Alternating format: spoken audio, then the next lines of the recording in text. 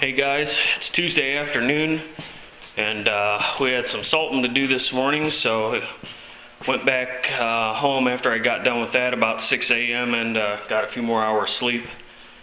And I'm back out on the Duramax here, and oh yeah, it's been 2 days. That was painted on Sunday, and it's Tuesday, so we're scuffing it and getting the trash out.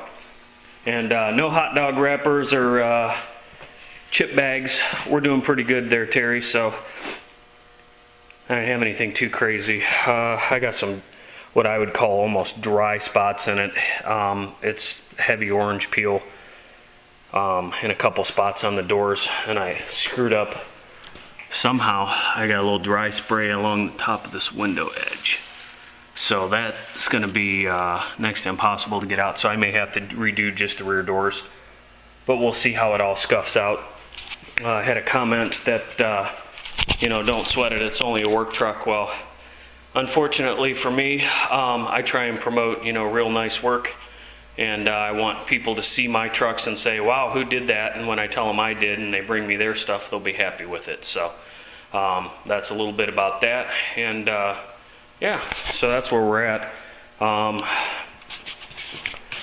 We're using the DA with some 1500 on it, wet.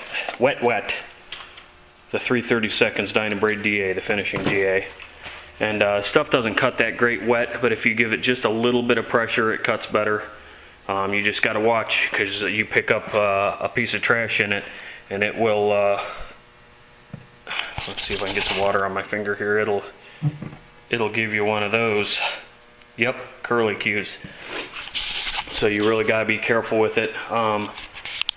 I guess I don't suggest using the DA for a first-time deal unless you really don't have the eye for seeing those pigtails and you can live with them later. Some people can live with a scratch more than they can live with a lot of orange peel, so that's definitely one way to do it. I've been doing it that way for a while with those DAs, and these Hook at 1500 pads, and I use 2000 to finish with, which I have some wet paper there soaking to kind of go up these sides here. These are going to be a nightmare to buff, but we'll see.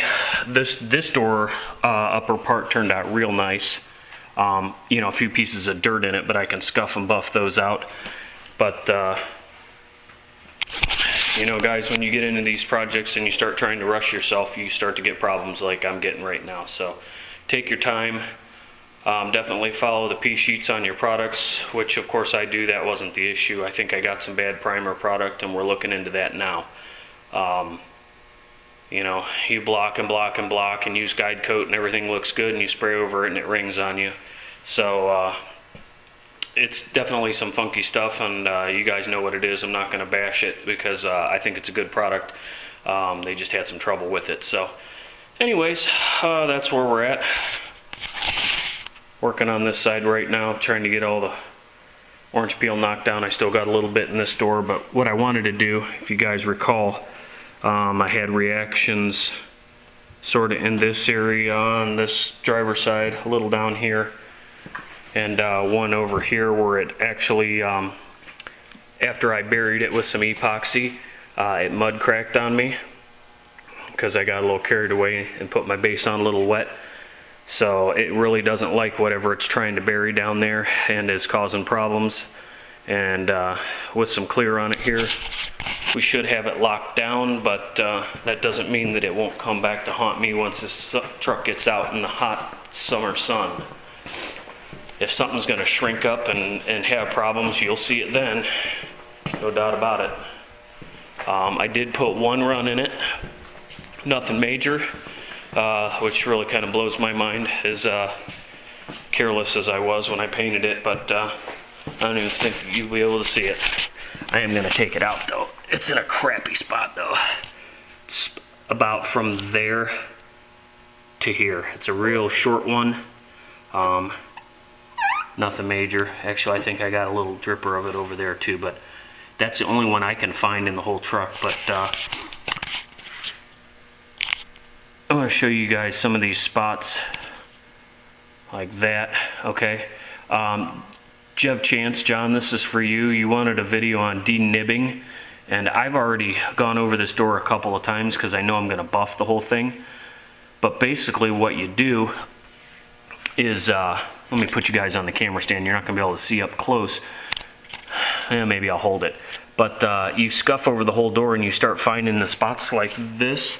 This is dirt right here at the tip of my finger. Okay? It's dull in the middle with a shiny spot around it, and that's where the clear got on top of it and then flowed out around it. If you sand on that a little bit, that spot will go away, and we'll give you kind of a overall view on this. I'm sanding this because I got a ton of peel in it, and you guys already know how I am. I'm anal as hell and I want it nice. So if you don't have a lot of peel and you're just going to de-nib something, you go after stuff like that by scuffing the door down first with some 1500 or 2000 even. And what will happen is your paper, this thing zoomed in, your paper will glide over those and make them dull, and you'll be able to see that little tiny spot around it. So I've got some 2000 soaking in the bucket here. You know it's ready to go when it curls up like this. At least that's when I know it's ready to go. It might be lies, all lies, but they're little white lies. Not intended to hurt anybody. So basically what I'm going to do, I got my sponge with a little water on it.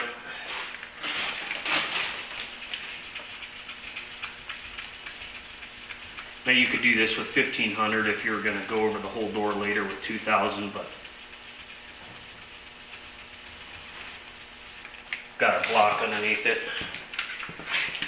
I had this other soft block just sit in my bucket, and I'll use it for a squeegee.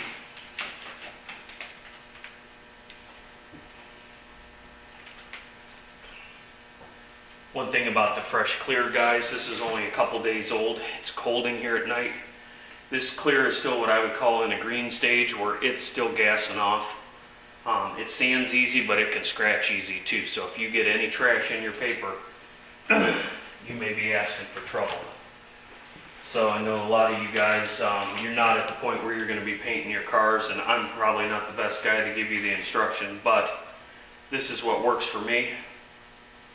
You just got to be careful with the stuff, and you know, repetition. That's how you learn it. You might not get it on the first shot, but the more tools you have on how to do it right the first time, the less mistakes you'll probably make. It's a lot of material to absorb, but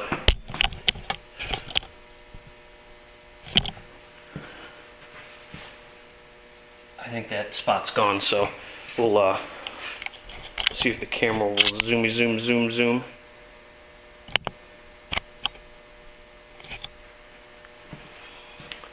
That spot was right here. I'll put a wet dot there. That spot was right there, and it's gone, and all the orange, you can see the orange peel beside it, and all the peel's gone out of here. That's our goal. When you see those little shiny spots, there's another piece of trash. And guys, that's what the de-nibbing process is all about, is getting the trash. A piece of trash is right on the tip of my finger there, so let's see if I can zoom. I need to get a different camera. This camera drives me batshit crazy.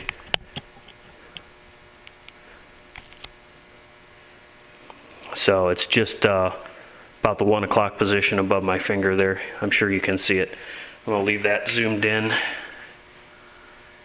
Yeah, it should be in the almost upper right corner of your screen.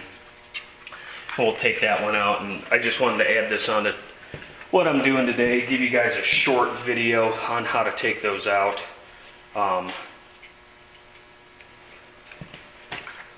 I've got a lot of trash in this, so that's the other reason I'm sanding the whole thing.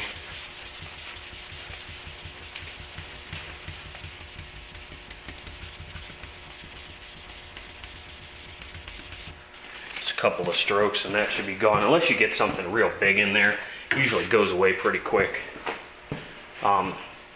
But you guys know how I do it. You know, I paint and do body work in the same area as a lot of you are going to do, because you don't have a choice. It's not gone yet. So, you know, before you leave a comment about you shouldn't, when you don't have a choice, you don't have a choice. these videos that I've done are geared toward guys who want to restore a car, fix something so they don't have to put it on their insurance, that sort of thing. You know, we don't all have the luxury of $50,000 spray booths with a bake cycle and all those nice things. So it's just almost gone.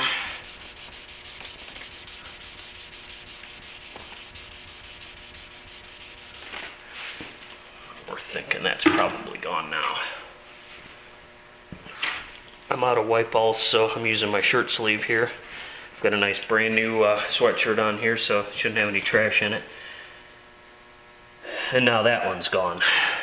There's a few light specks around it of orange peel, but it's gone. So that's kind of how you do it. And it goes the same way for taking the orange peel out, of course, but you work on maybe a 1 foot by 1 foot section at a time. Or if you're like me and you don't have very good focus, you'll start doing the whole damn door at once. And then go back and see where it's still got a lot of peel in it, and you'll go over that again. You know, there's really not a lot to it. It's just another one of those things that you want to practice and practice some more on.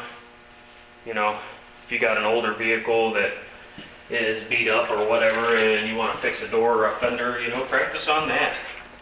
I do this stuff. A lot of you guys know I'm a landscaper. That's what I do for a living. But when things are slow, because I enjoy painting and doing body work so much, this is what I do. And unfortunately, this is not a paying job, but I do it for money. I have another business where you've seen me do other things, and you know, that's another source of income for sure. If you guys learn how to do it, you can help your friends and family out. Mine's mostly friends and family. I don't do anything for people I don't know, so I don't do a lot of work, but you know, you can make a couple bucks at this stuff. Costs a lot of money to run a body shop, so they have to charge, you know, appropriate prices. And you know, you can make good money doing this, at least enough to put beer in your refrigerator, or better.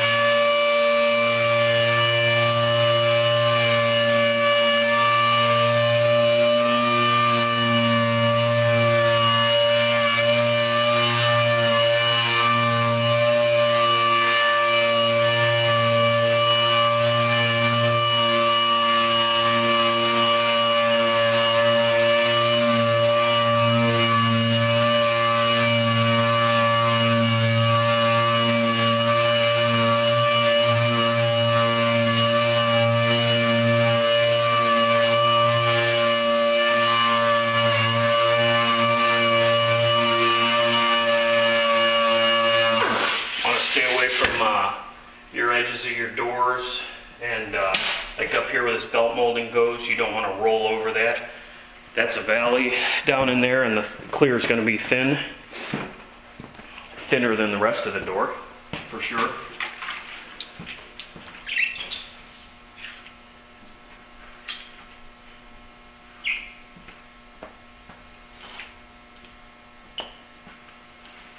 I'd like to thank all my new subscribers too. Been getting several new subscribers, so that's real cool. Appreciate you guys coming over. I've checked, you know, those of you guys who have content on your channels, I check them out. And the way I subscribe to people, I used to do sub for sub, you know, but a lot of the people that create a channel so that they can subscribe to people and watch people and comment. If you don't have any content, I really don't. I don't sub back anymore. I'll wait to see if you leave a comment on my channel or somebody else's channel, and I'll go ahead and sub back to you at that point, just to kind of see what's going on and what you're doing. And you know, your subscription list gets full really quick, and it's hard to watch everybody's videos. And the people I'm subscribed to, I watch all your videos when I can. I usually queue them up in my watch later list, and I'll just go through them. So it might be a week or a month or 2 months before I watch your video, but I do watch your videos. So if I'm not commenting on them, I try and comment back on everybody that comments on my channel, because I'm still at a point where I can. But once summer rolls around, you guys might watch some of these older videos, and I may not get a chance to comment back to you right away. And the way YouTube is set up now is you only get an email from the last person that commented on your video. So you have to go back through your video and look at all the comments that you didn't subscribe to that'll be, you know, below. So that makes it a real pain. But I did notice one thing, guys, and if you haven't checked this out, YouTube's been trying to get us all to go to the new One channel, the YouTube One, whatever it is, style and format. So it basically links all your Google accounts together, and it seems kind of intrusive, but I noticed something this morning. If you guys remember back 2-3 years ago, you used to be able to see who people were subscribed to, and they'd have it, all that would be on their channel, not just the people they would have on the left side, where it was down there saying, you know, you could put people's channels as a, not a favorite sort of deal, but other people to watch, you know, but you had to physically do that. The YouTube One format, if you change your channel to that style, it will start listing the people you're subscribed to. Now, I haven't changed mine yet, but I was on a couple people's channels today scoping them out, and they've got theirs set up that way, and it puts below in the bottom all their subscriptions. And that's the way that I found a lot of you guys, was I would start watching, say I started watching Pete or James Freddy or Tom's Wonderful World or whoever, you know, Tommy Shoe, any of those guys. When you would go to their actual channel page, it would show who they were subscribed to. And you could say, oh, well, this guy is subscribed to him. It looks like they do something that I'd like to watch, so you subscribe to them. And that worked real awesome, and then they got rid of it, but it looks like it might be coming back, guys, so check it out. I'm not sure 100%, I just happened to see it on somebody's channel today, and their channel was the new One format, so that's something to look at for sure.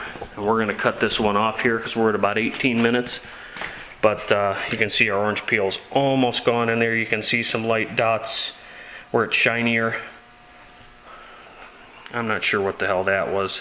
I don't think that's a piece of trash. I think that's either moisture or a fisheye. I doubt it's a fisheye, but it could be. It's a little tiny crater. It could have been a solvent pop too. I doubt it. There's only 2 coats on here, and this stuff has got rocket fuel in it, so and it ain't hot out. It has plenty of time to gas off.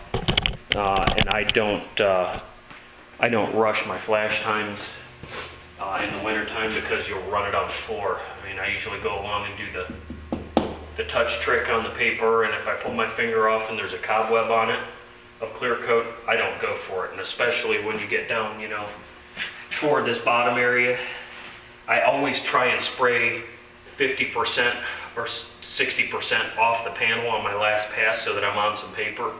And you start to touch that, and you'll notice, you know, down low toward the floor where it's cold, this floor is 55 degrees in here, it's freezing cold, that will not kick off as fast, and it'll be wet. And of course, that's why we put a run in it down here. I had what looked like a dry spot, and when it's cold, the paint doesn't like to flow on the panel very well, and you start to try and get ahead of yourself and hammer it down, and then you get a run in it, and anybody who's put it on slick enough knows how to get a run. If you've never had a run, God bless you. I've had my share. Usually they're little ones, but once in a while I'll put a curtain on something. You know, you get in one of these body lines like this, and you have, you know, you come over this area, and then it sort of angles down. Well, you can't keep your gun at a 90-degree angle like this. You almost have to tip it up like this to get under this edge a little bit. Otherwise you get dry spray. And I'm guilty of it every time. I'll come back and double pass that and aim my gun up if it didn't flow out. And that's your best spot right there. Get yourself on a little angle like that and double pass it, and that clear over, whoop, and you'll have a curtain running across this area right here. Especially if you really pound it on there, you know. So All right, I'm gonna stop this for you for this little segment here. I'll bring you back maybe when I get some more done and give you an idea of what's shaking. So we'll talk to you in a bit. All right, guys, this is about 5:30 Tuesday evening, and calling it quits for the day. I've got everything knocked down with 1500 except for the tops of the doors, which I'm only going to get the trash out of those and maybe knock the serious orange peel and the trash out of these two areas that are real close to your face. The rest of it actually came out real nice. This is a little dry right here, so we'll need to work on that, but this has all been hit with 1500, and then I went real quick with some 2000 on this and buffed it, and decided I would scuff it back with some 2000 and just leave this kind of open and sand it and let those scratches kind of do their thing over the next day or two, and then we'll come back and try and put a buff on it. It seems like everything that I needed to get out has come out of it, so maybe we won't be re-clearing them, thankfully, because I got a lot of trash in them the last time, especially that passenger rear door. It was full of specks. But this side's only been hit with 15, and it's just sort of been wiped off. And then I took a piece of 2000 and I scuffed, and that's, you know, just to get the heavy peel out. There's a little bit there, but I'm not worried about that kind of stuff, I say now. But anything that was real hideous, and those areas that had mud cracked on me underneath in that epoxy that I used to seal, when I buffed it up, you don't even see it. I've tried to find it and you can't see it at all, so just looks like a little bit of orange peel. So that's cool, you know. We got that all wrapped up, so I just wanted to give you kind of an end of the day update. This took me several hours to do. I had a couple, one of my buddies stop over and BS for about an hour or a little better, so I got sidetracked. You know, it's kind of rude to run air tools when your buddies stop over, but it sure is a quick way to get rid of them. So that all being said, we're going to leave this set for a day or so here, and I'll probably do a little bit more sanding on it tomorrow, but I won't try and buff on it for a couple days yet, because I want that scratch to close back up if there is any. You know, we'll see how it is, because you remember when I buffed those bed sides, they hazed back up on me a little bit because I tried to buff it like a day or two later, and it's cold in here, so we're going to let that fly for tonight. And all is well. The only thing, my only concern about these doors is a little bit of dry up at the top of that window right there. But maybe I lightly run the buffer over that area and minimize it just a little bit. You know, it's pretty high up anyway, so it's not like you're staring right at it. The rest of it turned out good. I don't know how I missed those areas. I was probably afraid of flooding it and running it down into the window like I did on that minivan. So, all right, we'll catch you guys on the next one. Hope you're having a good day, and see you.